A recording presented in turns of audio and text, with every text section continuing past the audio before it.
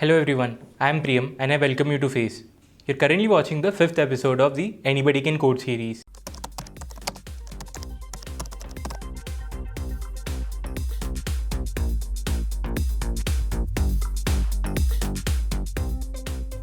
To view the previous and the next episode, or to start from the very beginning, check the links in the description below. In the previous episodes, we have learned about variables, data types, operators, and some inbuilt functions in Studio.h and Math.h libraries. Using these, we have written codes which can perform both mathematical and non-mathematical operations. Now, it's finally time for us to step it up a notch. We'll do so by using conditional statements in our codes. Conditional statements form the bedrock of most codes. It is basically used to tell the computers what needs to be done when a certain condition is met. Let's begin with understanding the if condition. If is a function that takes a Boolean expression as its argument. So what is a Boolean expression? Going by the textbook definition, a Boolean expression is a logical statement that may either be true or false. It is basically a condition that needs to be checked by the computer. Let me explain this with some examples. The time is 6:30 am.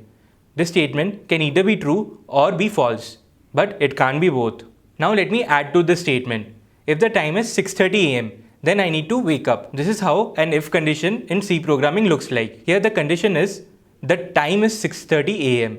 If this condition is true, then I'll wake up, else I'll keep sleeping. If and else go hand in hand most of time. Even in the above examples, I've used both of them. To understand how a computer interprets an if statement, let's write a simple code.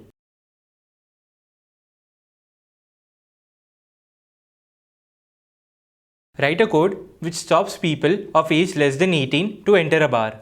Let's quickly plan this code. I'll begin with declaring a variable age. Then I'll prompt the user to give their age and store the input value in this declared variable. Using an if statement, I'll then decide the output. Now let's get coding. As usual, I'll use the same online compiler. I'll remove the unnecessary parts.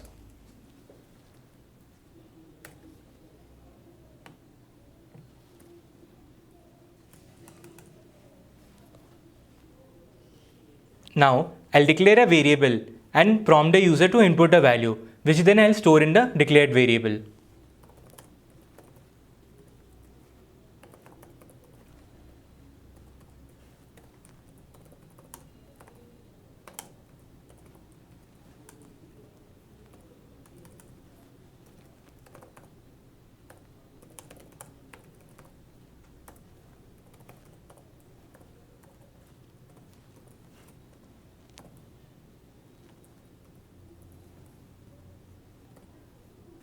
Now, I'll use the if condition to check whether the age entered is greater than 18 or not.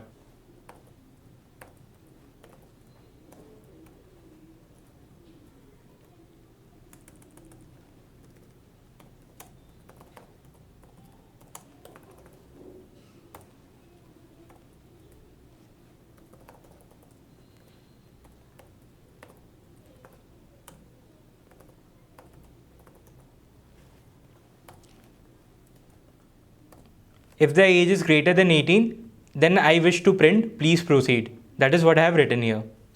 Note that I haven't used a semicolon after the if statement. Now I'll use the else condition to command what needs to be printed if the age is less than 18 years old.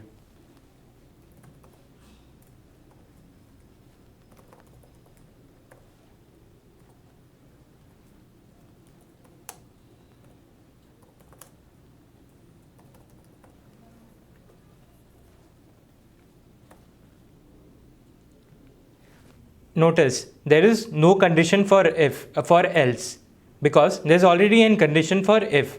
If the if condition fails, only then the else will be executed. Now I'll quickly run this code.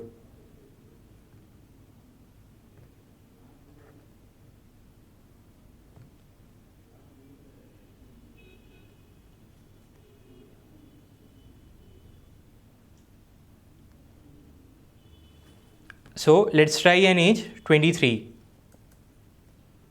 As you can see, it's saying please proceed. So it's only printing the line number 9 and ignoring the line number 13 because the condition in if clause is satisfied. Now let's try another age. So I'll run the program again. This time I'll give a underage, that is 16. It says go home kiddo. Here the if condition failed, that's why it printed this one. Now let's quickly understand this. In line 7, the if statement is checking whether the expression used in the argument is true or false.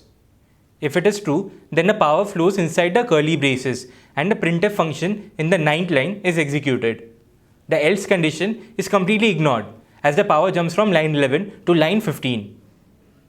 If the argument of if is false, then everything within the curly brackets is ignored and the power of the code jumps from line 7 to line 11. The curly braces contain the block of code that will be executed if the condition is true. The block of code that we have used in the code is just one line, that is a printf statement. As there is only one line in the block of code, we may as well remove the curly braces. So I'll just show you by removing these braces. The code should still work.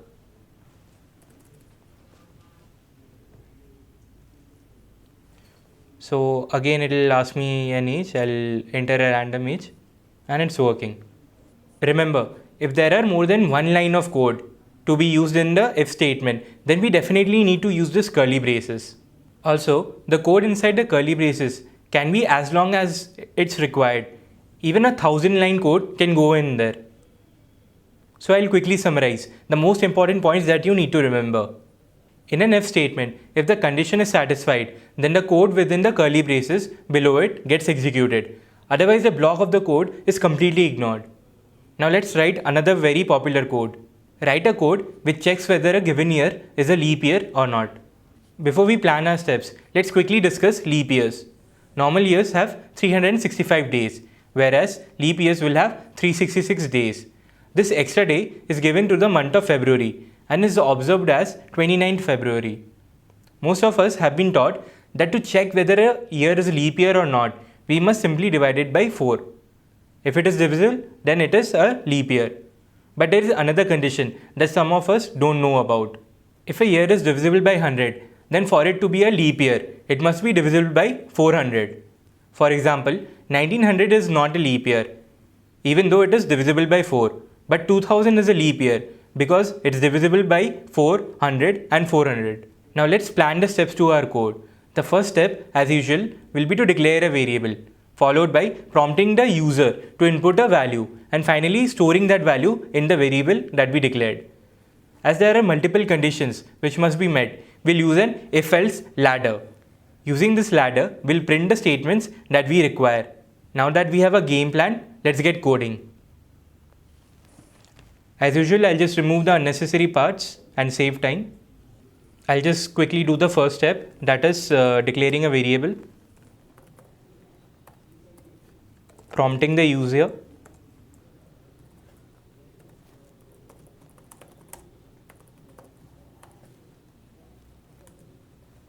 and storing the input value.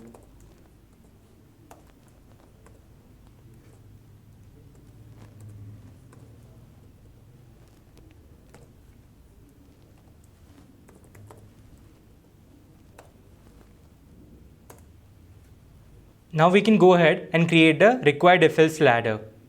I'll start with checking whether the year is divisible by 400. If the year isn't divisible by 400, then it shouldn't be divisible by 100 either to qualify as a leap year. Obviously, it should be divisible by 4 to be a leap year. To check the divisibility, I will be using the modulo operator, as when the remainder is 0, then the number is divisible. Remember that conditions keep getting added as we go down the ladder. I'll write these conditions as comments to help you understand better.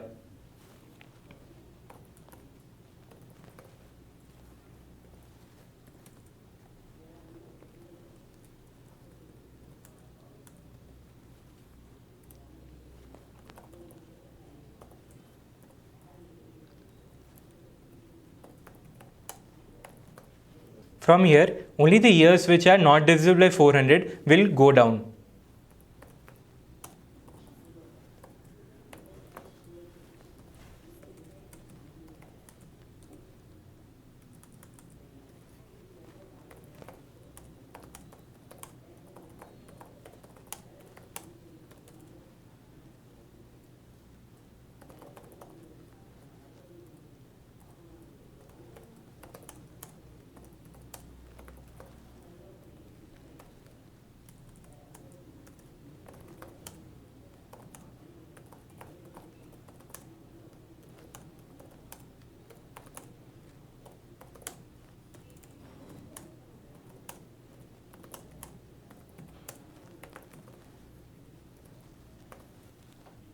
From here, the years which are neither divisible by 400 nor 100 will pass down.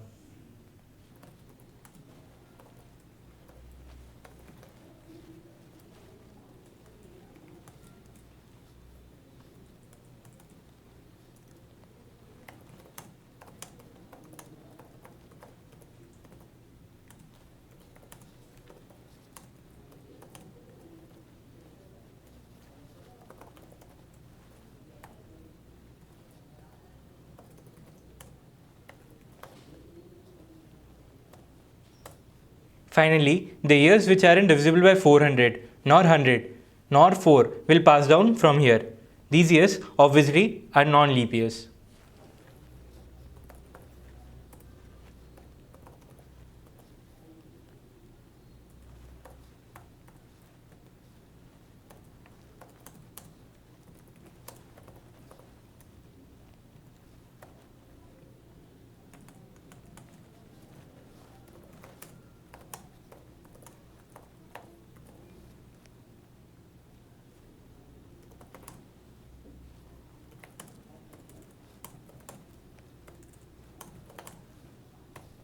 Finally, the ladder is done. I'll compile and run this code. Let's see our output now.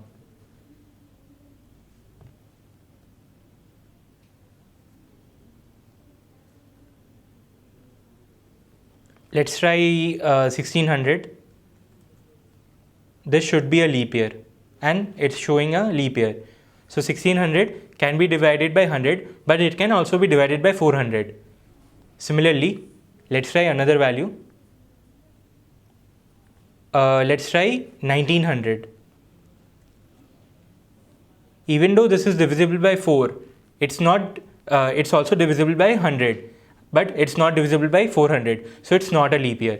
Let's see what our code tells us. Yes, it's not a leap year. So our code is working perfectly. I'll do one last trial. Let's take an year which is not a multiple of 100. Let's say 1644. Now this is divisible by 4, so it should be a leap year. And it's a leap year. So the code is completely perfect. All the test cases would have been passed. Some of you might be a little confused. To help you guys understand better, I'll quickly discuss the flow of the power in this code.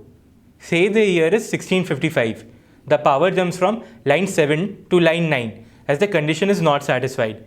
This process follows until line 13 is reached. As there are no conditions attached in line 13, the power moves to the next line, that is line 14, and the printf statement gets executed.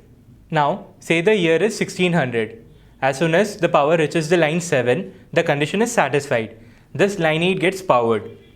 Then the power jumps to line 15, ignoring all other lines. Now say the year is 1644.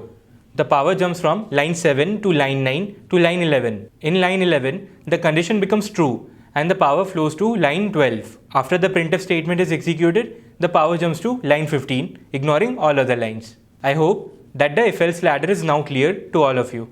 With this, we come to an end of this episode. We'll learn more about conditional statements in the next episode. We will also discuss about ternary operators, which are very similar to conditional statements. Stay tuned. Hey YouTube, how are you doing? Stay tuned to Facebook for more awesome videos. Don't forget to subscribe.